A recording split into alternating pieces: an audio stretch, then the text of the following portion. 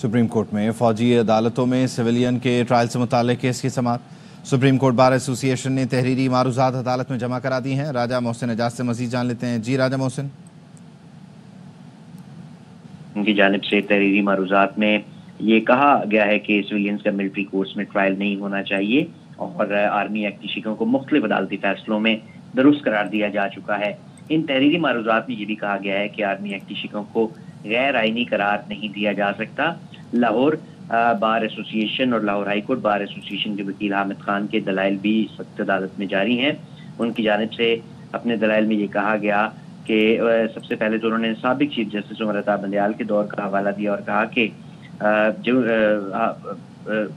उससे मुताल्लिक ये ट्रायल नहीं हो सकता। Supreme court of Pakistan already इसके ऊपर एक फैसला दे चुकी है।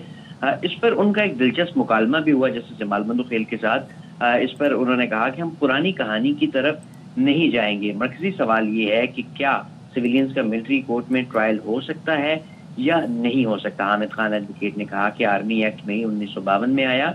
जब आर्मी एक्ट आया इस वक्त पाकिस्तान में गवर्नमेंट ऑफ इंडिया एक्ट था। पाकिस्तान में पहला आइन 1956 में आया। पहले आइन में बुनियादी हुकूक पहली मरतबा मुतारिफ कराए गए।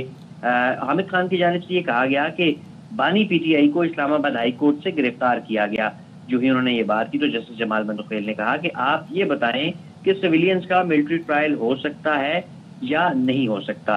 जी। इसी तरह हामिद खान ने यह भी कहा कि आर्मी एक्ट 1952 में पहली तरमीम 1967 में हुई और ताशकंद मुआहदे के बाद लाहौर में एक सियासी मीटिंग हुई।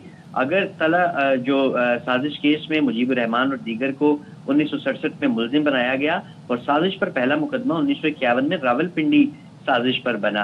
इस वक्त भी हामिद खान एडवोकेट के जो दलाइल हैं वो जारी हैं और सुप्रीम कोर्ट जो है वो इस केस की समाअत कर रही है। बहुत शुक्रिया।